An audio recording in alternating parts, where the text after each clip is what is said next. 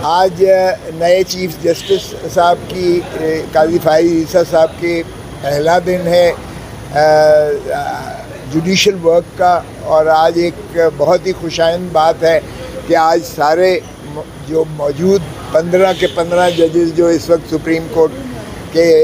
جج صاحبان ہیں، وہ سبھی ایک فل کورٹ بیٹھی ہوئی ہے، اور میں سمجھتا ہوں یہ بہت ہی خوشائند بات ہے۔ اگرچہ کچھ دیر سے ججز بیٹھے ہیں اور لامحالہ وہ اسی چیز کا تعین کر رہے ہوں گے کہ کیا 8 ججز، چونکہ آج پریکٹس اینڈ پروسیجر ایکٹ جو ہے اس کو جو چیلنج کیا گیا تھا، جس میں 8 جج صاحبان سابقہ چیف جسٹس عمر عطا بندیال صاحب کی سربراہی میں جنہوں نے اس کی شروعات کی تھی، اور جنہوں نے کہا تھا کہ اگر یہ، چونکہ اس وقت پوزیشن یہ تھی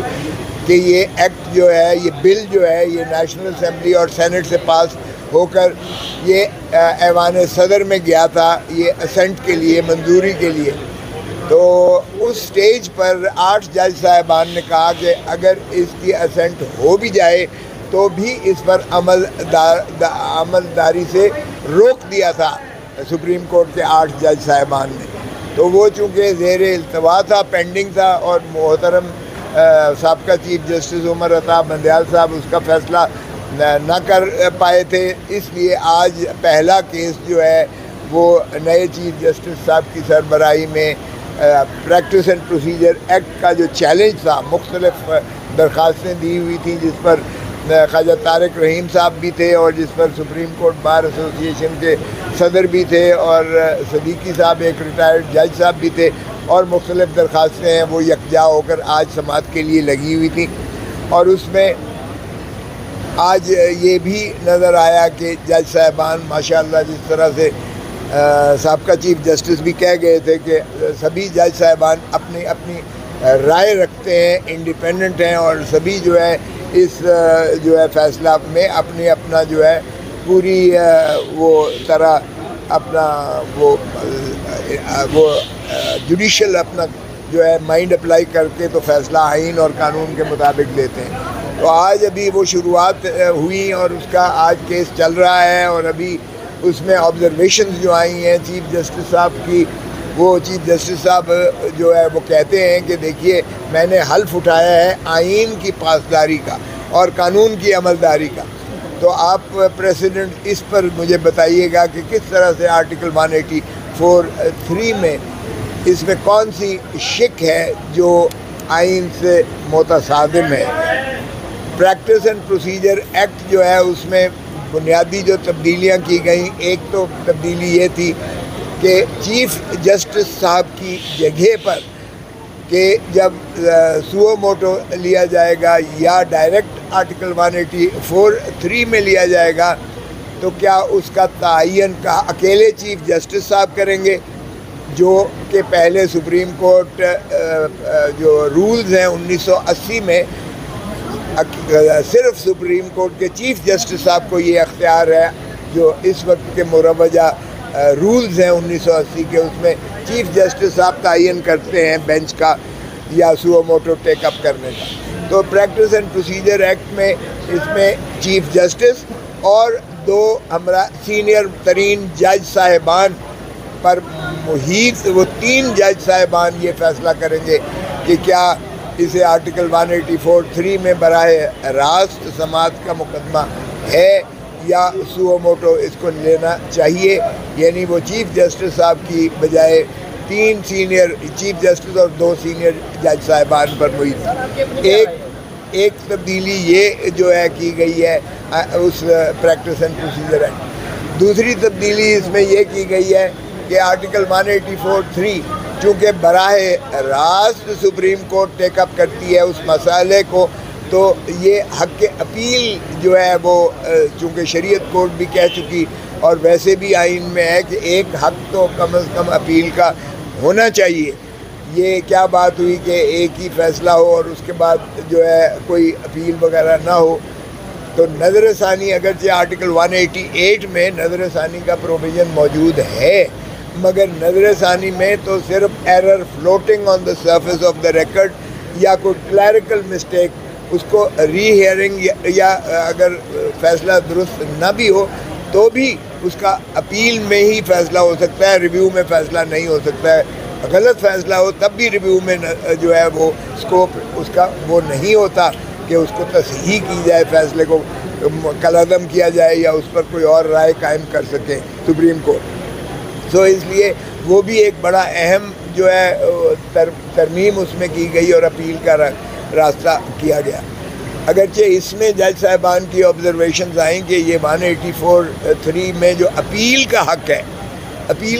کیا یہ پروسیجر آپ کہیں گے اس کو یا سبسٹینشل ایک جو ہے ترمیم کہیں گے؟ کیونکہ اپیل کا حق کریٹ کرنا یا دینا یہ سبسٹینشل رائٹ ہے، تو اس میں تو پھر شاید آئین کی ترمیم کی ضرورت پڑے اور یہ بل جو ہے اس حد تک یا ایکٹ جو ہے پریکٹس اینڈ پروسیجر ایکٹ شاید یہ اس کسوٹی پر، قانون سازی کی کسوٹی پر شاید نہ اتر پائے۔ بہرکیف یہ ابھی تک ٹینٹیٹیو آبزرویشنز مختلف جج صاحبان کی آ رہی ہیں۔ جسٹس منیب اختر صاحب نے بھی کیا، جسٹس اعجاز الحسن صاحب نے بھی کیا، جسٹس منصور علی شاہ صاحب نے بھی کیا، جسٹس جو ہے اطہر من اللہ صاحب نے بھی کیا، جسٹس عائشہ ملک صاحبہ نے بھی کیا اور جسٹس مندو خیل صاحب نے بھی کیا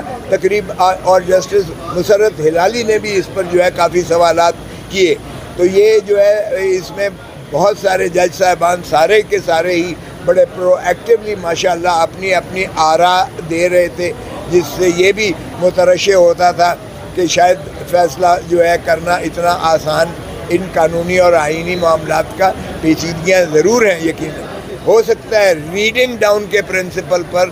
سارے ایکٹ کو شاید کالعدم نہ کریں، لیکن کچھ شکیں جو ہیں وہ اگر سمجھیں کہ یہ متصادم نہیں ہیں تو ان کو رکھیں اور کچھ شکیں جو ہیں وہ کالعدم متصور کر کے آئین سے ماورا کر کے دیں۔ لیکن ابھی جو ہے بہت اچھی طریقے سے سیر حاصل بحث ہو رہی ہے اور پہلی دفعہ شاید لائیو دکھایا جا رہا ہے، اور یہ بھی میں سمجھتا ہوں خوش آئند بات ہے کہ کم از کم کوئی بات جو ہے اب سیکریسی میں نہیں ہو رہی ہے، کوئی بات پریویسی میں نہیں ہو رہی ہے، عوام کو ساری آگہی جا رہی ہے آپ کے چینلز کے توسط سے، لائیو اس کو دکھایا جا رہا ہے۔ جو آبزرویشنز آ رہی ہیں وہ بھی لائیو دکھائی جا رہی ہیں اور جو جوابات وکیل صاحبان اس کا دے رہے ہیں وہ بھی آ رہی ہیں۔ تو اس میں بہت ساری اور شکیں ہیں جن پر یقیناً باقی دوست بھی بحث و تمہیز کریں گے، اور یہ اس طرح کا قانون ہے جس میں یہ بھی ہے کہ کیا جوڈیشل، کیا یہ لیجسلیٹو کمپٹنس میں ہے کہ practice and procedure Supreme Court کا ریگولیٹ کیا جائے، جبکہ سپریم کورٹ نے اپنا practice and procedure 1980 Supreme Court rules آئین کی آرٹیکل 191 کے تحت، آئین کے آرٹیکل کے تحت وہ بھی کیے ہیں۔ تو اس میں دونوں چیزیں ہیں، آئین میں لکھا ہوا ہے کہ بائی تھرو لیجسلیشن بھی ہو سکتا ہے یا لیجسلیشن جب تک تو سپریم کورٹ اپنے رولز سارے جج صاحبان بیٹھ کے فریم کر سکتے ہیں، اور یہ 1980 کے رولز جو ہے وہ